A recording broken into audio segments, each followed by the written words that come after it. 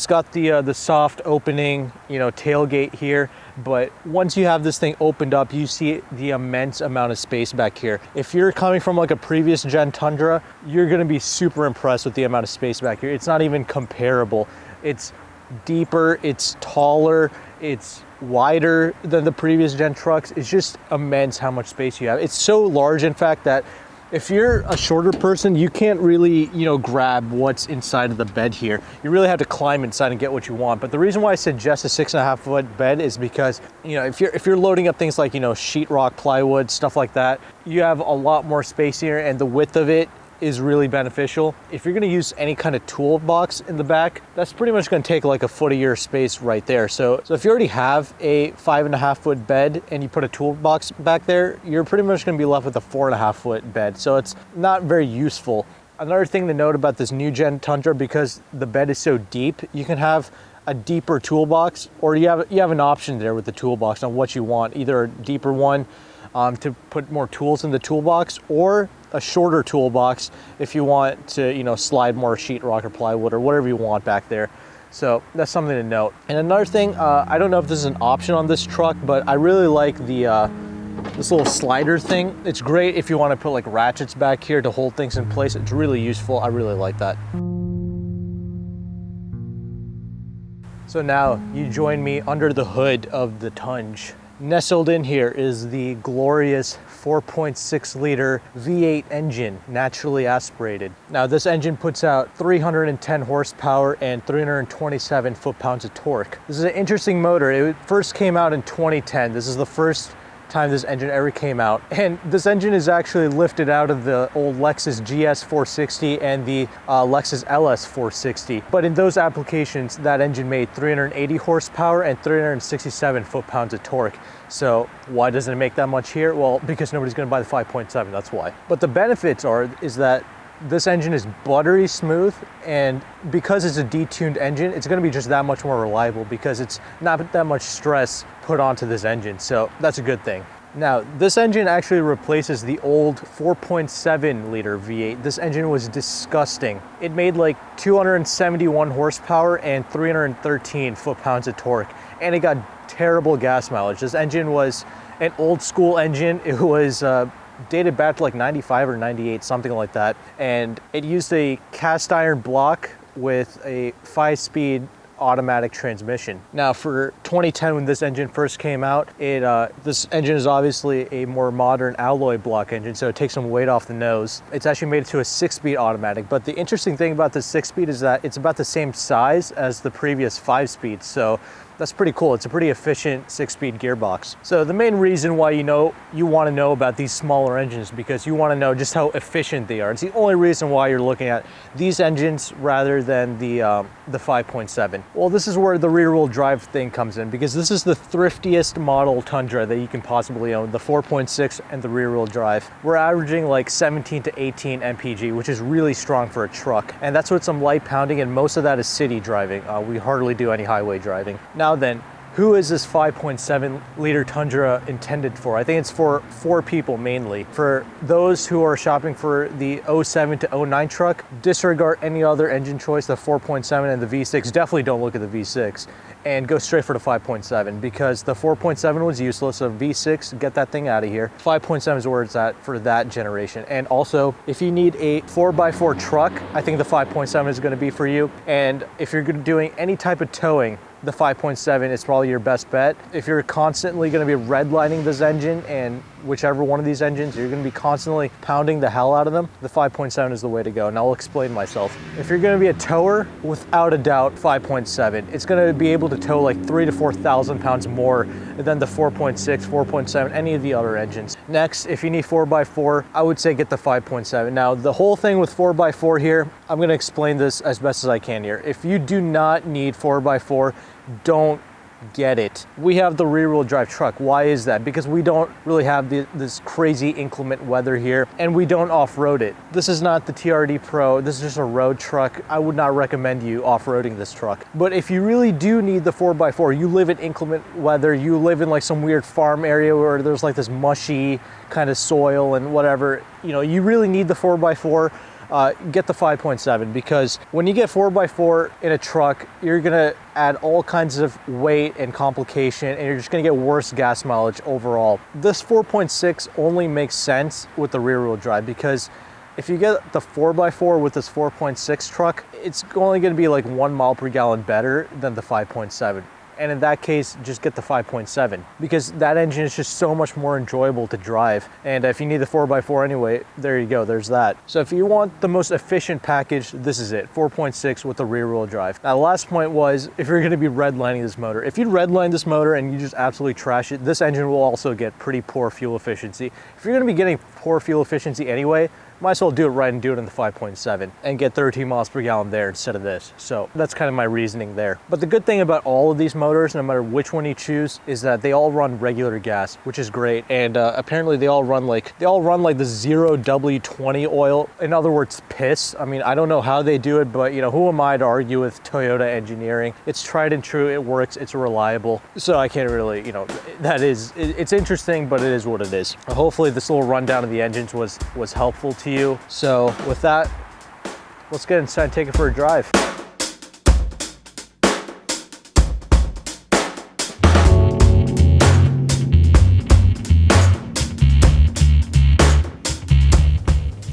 So finally, you joined me inside of the Toyota Tundra for the driving review. Now, the first thing you're going to notice about driving this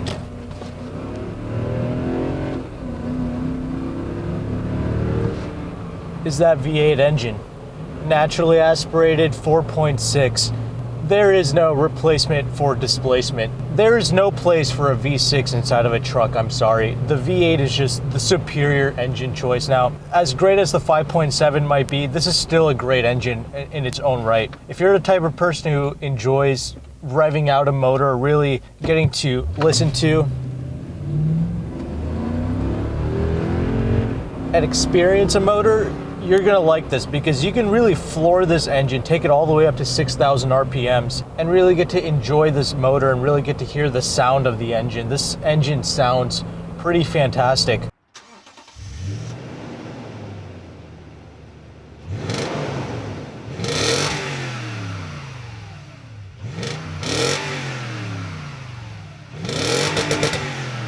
It's always got adequate power. You're never gonna feel like you're lacking for power in this truck. That's the great thing about this truck, and you can really enjoy the motor. Now, because it has adequate power pretty much all the time, you're not gonna have any issues going up a hill or anything like that. That's part of the reason why this engine can be so fuel efficient and get 17 to 18 mpgs. It's because you don't really have to work this engine. At like 45 miles per hour, this thing is churning out like 1,200 RPMs. At a pretty reasonable cruising speed. So this engine really does make up for a lot of the downfalls of this truck. Now, what are some of those downfalls? Those downfalls include, well, this transmission. Again, this is not a sports car, so don't expect like Ferrari levels of transmission speeds. Far from it. When you punch it, there's like a 1 second delay before the engine the transmission kind of kicks down a gear so you can have adequate power. But again, I mean, trucks are tuned for, you know, being able to tow and handle more strenuous tasks, if you will. So I can forgive the transmission for it, because the engine is just so smooth, and the transmission, once you get moving, it's a smooth transmission for the most part, so I can't really knock it there. Now, there is a sport mode. You know, you can really go through the gears on your own if you want to, but I would not recommend using that at all. It's there if you want it, but honestly, this truck is best kept at drive, so that's how I would drive it. It's a cruiser mainly. This is kind of a staple in all trucks, you know, in this segment. You know, you can do one of these numbers and still pretty much go straight. Honestly, it's not a big deal. This is pretty much like what every truck, especially of this generation, was like. Pretty loose, slushy steering, but not much feedback, not much precision, but it's fine because it's really easy to drive. You can whip it with one hand. You know, the vehicle, it tracks straight. I have no real issues there, even though you have to put in some more input with the steering. You know, if you're a wheel shuffler, you're going to be doing a lot of shuffling around, so just keep that in mind. But no, this truck really is easy to drive though, and I'm not joking. It's amazing, like the U-turns that you can bust in this thing. I think that's one of the things that this truck is really known for, is like, people always say this when they test drive it, like it's got the turning circle of like a Civic. It's pretty crazy. Now, obviously, this truck is rather large, and once you get used to the size though, that's what I mean of this truck being so easy. It's so fluid in its nature. You know, in about 10 to 15 minutes of driving this truck, you should be pretty much used to it. You know, there's no real blind spots in this truck because it is a truck. There's pretty much just a bed behind you, so there's not much in the way of, you know, obstructions really. And obviously, I can see why people like the truck thing, even if you're not using it for the utility aspect of it. You really do feel like an absolute king behind the wheel. You can see legitimately everything. You have a great driver's position here. You have a commanding view pretty much, and that's a great pro. Now, one thing to note about this particular truck is that, well, let me go back. I've driven the other trucks, you know, like the 5.7 and, you know, the previous gen Tundra, the 2006. And in those trucks, what I noticed was you didn't really have the best brake pedal feel. It felt kind of mushy and just didn't feel right to me, and you didn't really have much confidence braking those trucks. In this truck, when we first test drove it, I noticed I had a great initial bite to it. Because we're the second owner, I don't know what the first owner did. I feel like he put semi-metallic brake pads or something, because it really does grab pretty good. It almost kind of sort of stops on a dime. So I'm impressed with that. But the negatives is that now when I start to brake, this kind of developed recently, there's like a vibration in the steering wheel. I mean, you probably can't see that, but I think the rotors are becoming warped. You know, I think that my hypothesis here is that the semi-metallic brake pads kind of ate into the rotor, and you know, it's causing this warpage in the rotors, and it's now starting to make my steering wheel shake. I can see why a person would want to put more aggressive compound brake pads on this truck. It's because stock, it doesn't feel that great, and these do give you much better confidence braking the vehicle, but the downfall is that it's going to cause some warpage in your rotors. One of the best parts about driving this truck is the sheer comfort of it. This thing rides amazing, and I think a lot of people in the truck segment are really going to enjoy that. But the interesting thing about the way this truck rides, this Tundra rides, and really even the new ones, is that it's comfortable, but it's not refined. It's not a smooth ride. And what I mean by that is that you get the judders, you get the small micro bounces coming through. And that's not a bad thing. I think that's indicative of, like, you know, what a real truck is kind of like to drive. You know, like the new trucks, like the brand new ones, like the American trucks in particular, they ride amazing. They've almost kind of lost their truckishness, if you will. They ride so good that you don't even feel like, you feel like you're in a luxury truck, pretty much, a luxury car, I'm sorry. And, you know, that's one of the things about the Tundra. I feel like it's kind of like the last real truck left, if you know what I mean. It kind of has that blend of not quite a rough ride, but that little bit less of refinement, which I really like. And I think a lot of people will appreciate when they get behind the wheel of this. There's something about it that makes it raw, and I like that. And again, this is a super comfortable experience. You will never be feeling fatigued when you're behind the wheel of this truck. You're not gonna feel like your back has been shattered. No, a cross-country tour is not out of the picture with this vehicle. It's really that comfortable. I can see why so many people daily drive these things. Even if they don't use it for the utility, I can see why they might, you know, buy for their kids or something. You know, the safety of it, the comfort aspect of it. You can easily carry like 5 people in this in maximum comfort. Now, a lot of that comfort is due to the fact that this vehicle has the TRD Pro package. Now, this truck is fitted with a double wishbone suspension and the classic, you know, solid rear axle leaf spring design in the back. That's pretty much standard for pretty much all trucks. All trucks are pretty much like this. But this truck, because it has a TRD package, comes with the Bilstein shocks. You know, obviously, like I said before, this truck should not be confused with the TRD Pro. It is not some ridiculous off-road vehicle. In fact, it only has rear-wheel drive. But what you get here is like a really well-dampened truck, and that's part of the reason why it rides so good.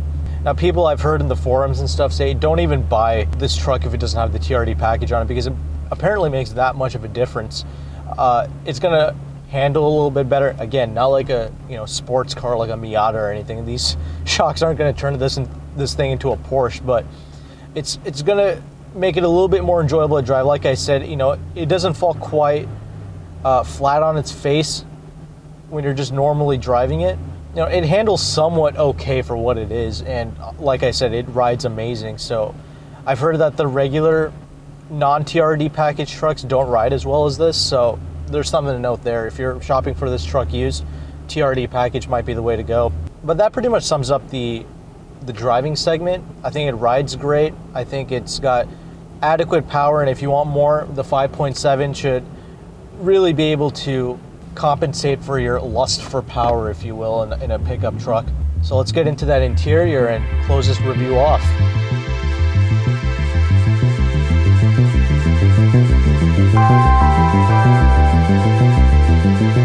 Now, when you climb inside the interior of the Tundra, it's not so much of an interior as it is a children's Lego store. All kinds of plastic here, and these controls just feel so childish almost, but we can sit here and ridicule this interior as much as we want, but we all know the truth deep down. And that truth is that this interior is just going to last forever. It's going to work all the time when you expect it to. Things feel like it's going to fall off, but it's not. It's going to be there forever. It's not going to cause you any headaches, any drama. It's just going to work every single time the way you intend to. And that's great for a work truck. It's not a toy. Even though it looks like one, it's not. One of the best things that Toyota does is that the ergonomics are fantastic. Now, why are these controls so big? All the climate control stuff, you can use this stuff with gloves on, and that's really smart design right there. So I really enjoy that. And speaking of climate control, there is no infotainment, so there is no screen that these HVAC controls are attached to. So they just work, and they work all the time. You know, there is no temperature here. It's just, you just set it to hot or cold, or, you know, whenever you're comfortable, and you can set your fan speed to whatever you want. And it's just so intuitive and just tried and true stuff here. So I really enjoy that. Like I said, no infotainment, but what you do get is a little display here. And surprisingly enough, for 2010, this particular vehicle even has Bluetooth. Now, it's not very good. You have to do a lot of menu jumping. It's a pain to set it up, but you know, it does have it. If you could figure it out, you know, it's there and you can use it. The sound system is just average, it's just mediocre. It's not really that great. You know, it's not really the highlight of it. You get a real shifter here. None of that digital nonsense. There's no digital anything here, and that's great. There's nothing to distract you from the drive. No like LCD panels here in the gauges. They're just classic gauges that just work. They're legible, and you even have an oil temperature gauge, which a lot of cars don't even have. So that's all really cool stuff. And you know, more things about the interior. There's just a myriad of storage cubbies and spaces. It is such a useful area that you're not going to have too many issues fitting things in here. You even have 2 glove boxes, which is just, again, more useful cubbies and spaces, like 100 cup holders. And this center stack area, I think this is indicative of pretty much every pickup truck. These center areas are just ridiculous. You can literally fit like a small toolbox in here, or like a MacBook Pro. It's insane.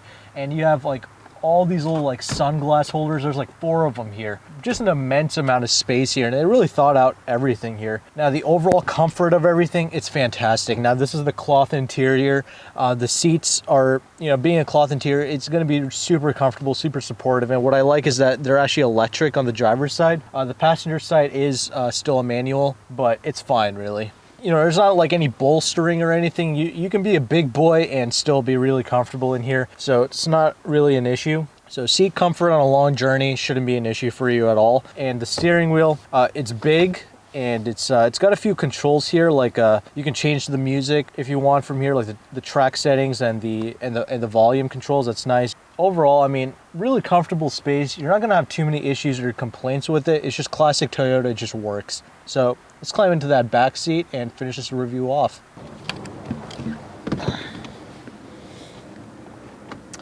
So in the back of the Tundra, what I really like about this space, like I said with the door, you know, it's easy to get in and out of it. It's not that big. And you still have your own, like, you know, for the rear passengers, you still have your own electric windows, so you can put them down if you want. Rear leg space, it's pretty good. You know, I have the seat pretty far back. You know, it's even further back than my regular driving position. And I'm 5'11". I still got plenty of space here. I wouldn't really have too many issues going on a long trip like this. So that's really nice. And that's kind of why I say that the crew cab is just so extra and unnecessary. That'll literally give you like luxury car levels, like Maybach levels of, you know, rear leg space. And it's just not necessary for a truck. So I really like the spec. You have like these 2 super solid cup holders back here, which is really nice. I mean, you can just comfortably fit 3 people back here, no issues. And obviously, you know, headroom for a truck, it's not an issue as well. Again, more useful cubby spaces here in the doors. It just continues on back here. Just a really useful space. And also you can put these seats up rather easily. There's a lever right here, just pull up on it and you have all this space and you can put all kinds of tools and whatever you need back here. It's just a really useful vehicle in that regards. Yeah, I mean, they really knocked it out of the park with just how the usability of this truck, and I think a lot of people would appreciate that. So, final thoughts on the 2010 Toyota Tundra. Well, if you're watching this, you already know why you're interested in this vehicle if you're shopping for it, and that's the reliability of it. You're buying a Toyota here. It's tried and true. It's a workhorse. It's always going to, you know, it's never going to disappoint you pretty much. And that's part of the reason why you're looking at this. And you've probably seen a myriad of videos about 1,000,000-mile Tundras and 1,000,000-mile Lexuses. It's just, the reliability is just tried and true. It's just there. And that's why these vehicles have such a great resale value. So if you could pick one of these things up used, I think you're going to be really happy with it at a great price. And you can't really lose either financially. Now, obviously, the new trucks, especially the American ones, they offer so many features. It's jam-packed, but you know, even the new Tundras, they stay true to the fundamentals of what made it so great, and it's free from gimmicks. There's no ridiculous amounts of electronics in it. Even in this truck, there's like no safety features. There's no sensors. There's no backup cameras. There's not so many things to break electronically with this vehicle. I think a lot of people are going to appreciate that. Because at the end of the day, this is a work vehicle. It's not a toy. And especially used, when this truck first came out in 2007, it really had the other trucks beat in a lot of ways. It was pretty groundbreaking. You know, it really was at the time one of the greatest trucks. Obviously, it's kind of fell off now, but that's only because in features and technology and stuff like that.